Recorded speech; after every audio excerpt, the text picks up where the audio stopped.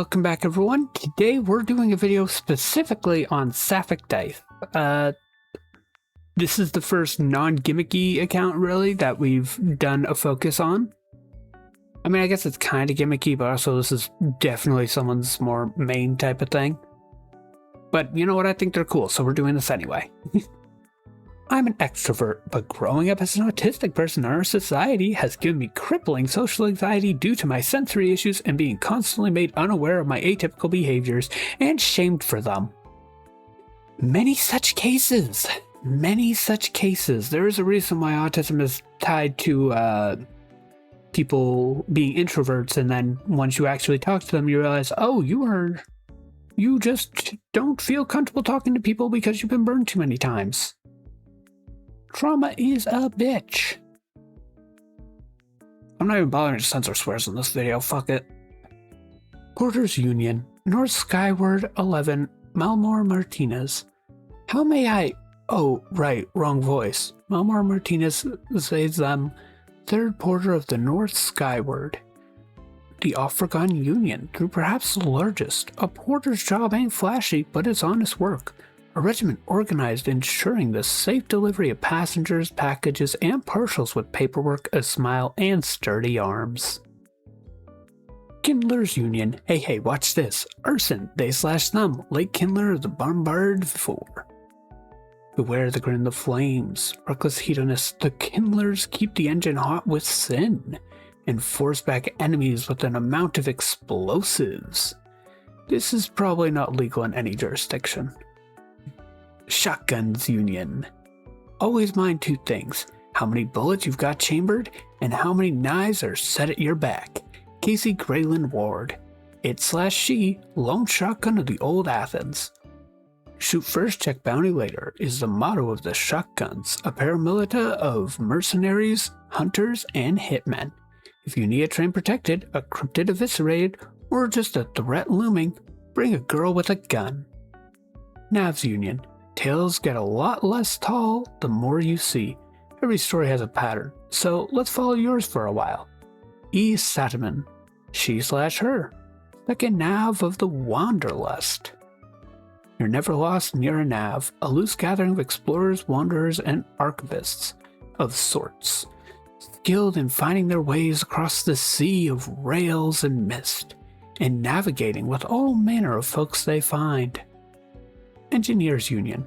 By spit and steel, by spite and glass, we keep the trains clanking till our ass is grass. Orton P. Gales.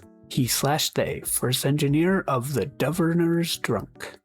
A cohort of steadfast train weights and mist-to-work craftsmen. None of the workings of an engine better than a seasoned engineer. They are well trained in repairing, upgrading, and operating machinery. You know, I'm pretty sure I butchered pronouncing all of that, by the way, but genuinely fascinated by the concept. The thing I most about Project Mistworker Heart, besides the concept of sin-powered trains and using unreality mist that is a corpse of God as basically hyperspace to travel around a continent, is the train workers' unions as classes. I like to come back to the game one day when I'm more skilled. It's worth noting, Sapphic Dice does a lot of tabletop role-playing game stuff, and honestly, it's just really fun to watch her talk about. Got that autistic yapping charm. I miss the ocean. I wasn't born for being in land. Throws you into the sea. Glup, glup, glup. I need a muzzle and a dog cage to sleep in. Do you think we would be allowed to sleep in the same cage every once in a while? Girl, you live across the country. Well, yeah, that's why it's not every night. I want to play a plural psychic, who one headmate is a mockingbird girl and the other is a coyote girl, and their body changes a little to match that based on who's fronting. In the eyes, like Lucarus, which are definitely just butchered as pronunciation, I'm sorry. Yes, but also the color of the ends of their hair will change. But also Rust will have dog-like fangs and pointed ears, and Patula will have some feathers. Ooh. not gonna lie, I really want to see art of this now. You've intrigued me. Their names will be Plantera and Rust. Rust will be good at melee, Plantera will have a gun. Yeah, that seems like a good dynamic. I am a gay little freak. I'm gonna gay your little freak. Kisses you. Whoa, wasn't expecting that. Kisses you repeatedly all over your face. Success. People always forget that farm boy carrying hay bales is part of my backstory. At least it means I can princess carry girls. Great trick as a dyke. Uppies! Yoinks! Come on, Bun Bun, you're my girlfriend. We're getting soft tacos. Girls go crazy about my voice for some reason. For some reason. Come on, like you don't know what Cersei's voice does? Like she doesn't aim to do that to girls with it? I have no idea what you mean. It's not like my headmate is a dommy wolf girl who makes not safe for work audios as a hobby. Love that we have the perfect mental image of a shit-eating, yeah, maybe I did, gonna come about it, smirk on your face as she says that. She does smile like that. God, she's cocky. I share a brain with her. I am so normal about non-consensual body modification. I will force from the depressed cis boys and turn women into beautiful monsters of flesh, porcelain, and steel. What if we turned each other into beautiful monsters together? I think that just sounds like an allegory for queer relationships. True. I love encouraging my partners to be even more plural in theory and monstrous about it. It's dawning on me this video is a wild departure from how far I normally go. Oh, the comment section's gonna be interesting. Apparently women aren't making fun of me / joking when they flirt with me. I feel like this is like the third time you've had this realization. People do, in fact, like you. We have memory issues and crippling self-doubt. You know, now that I'm reading that out loud, starting to see why I like Sapphic dice so much. Like calls to like, I guess. Honey, the only time I will make fun of you is when you get close, alright? Be good and say 3 nice things about yourself right now. Okay, I'm creative, I'm kind, I'm honest. Good girl, you're also cute. Proud of you. You know, the weird thing is part of this does kind of feel like I'm not supposed to be seeing it. There's a part of me that's over here like, I feel like I'm not supposed to be aware of this, but also like they're uploading it publicly and I'm reading it because like, it's just cute. We love mutually supportive relationships around here, we just do. Another day of not realizing a girl has been hitting on me apparently. It's a miracle I have 5 girlfriends. Sisters, halves, 2 distinct horrors trapped in one human flesh. One can teleport through holes in space, mimic voices, and indulge in nightmarish visions. The other devours human flesh, smells blood a mile out, and can erase itself from watching minds.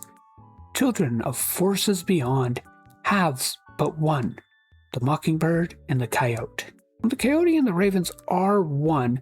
Who truly flies? Why does that feel like a deep philosophical question? The only thing that really gets Cersei, my wolfkin headmate, off is biting girls until they whimper and scream. Can we bite back as long as we're still making pain noises while biting? It's okay, if not, I'd still like her to rend my flesh from me. Aw, sweetheart, bite as hard as you need. If we're biting, you better not be going easy, or else we're probably gonna flip you under us. Jeez, this poly on Tumblr is insane. It's very entertaining, but also, wow. I'm pretty sure this is easily the most extreme thing I've ever uploaded. This video is getting demonetized. There's no 2 ways around it. I'm allowing it because honestly worth it, but like, wow. Seriously, check out Sapphic Dice. Give her some support. I think switches should wear collars, even if they're doming. I do this. It's a vibe. Hey, an aggressive dog still needs a collar. Or wolf, I guess. Some things would be easier if people weren't morally complex and often well-intentioned behind their actions. Oh my god, yes. Jesus Christ, someone finally put it into words. This This is like the main issue I've had throughout my entire life. Holy jeez. Unfortunately, I understand all too well. Do I clean the dishes in kitchen to actually cook, or do I just eat the can of chili? I'm just gonna eat the can. Goat behavior. Executive dysfunction. I actually don't know if that's what that is or not, but I do know that if I don't feel like cooking, I just will not eat. It's not a very healthy habit. I have a headache and want to kill God. Instead, I'll go get actual food and drink something. Good girl. Killing God is also good though, and I'm sure a couple lesbians could always benefit from a sacrificial goat to get a little closer to that goal. Huh? Oh, you mean me? I mean, if you're offering, I'm sure I could get some girls to tear you apart piece by piece and spread your organs over a ritual cycle. Sci-fi story where someone breaks the flow of birth and death of new souls and accidentally forges a loop where there can never be more people than there were at the loop's creation. Everyone reincarnates. Not like revival style, but as a new person starting as a baby with vague memories and habits and talents of who they were. And now a group has to go on a journey to find the device that forged the loop and break it. Space Buddhists. Space Buddhists. I want it to be known, I would read the heck out of that story. That sounds awesome. You're like really cute. You're gorgeous. Fixes stunned by older women again. Once gay. Shut up. I'm hot in a kind of pathetic way. I think several thousand women would disagree. We need not summon them. D&D is just kink. This is objectively true, by the way. I want it to be known, I agree with this. All tabletop role-playing games are. Vampire the Masquerade isn't even pretending it isn't.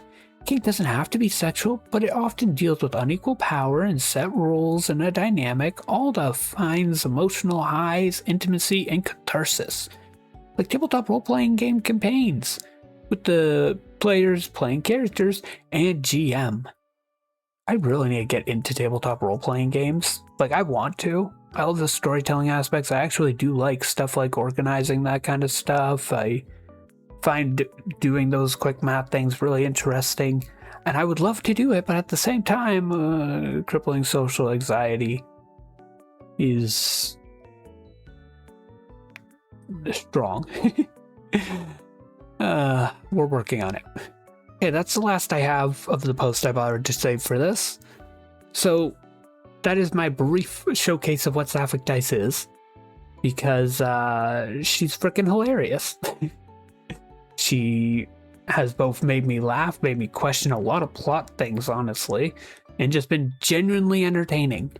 And of course I left in a bunch of stuff about her with her flirting around as well with her girlfriends and everything because, well, I know what my audience is into. Seriously though, go check her out, give her some support. She definitely deserves it. And like always, I wish you all an absolutely fantastic week.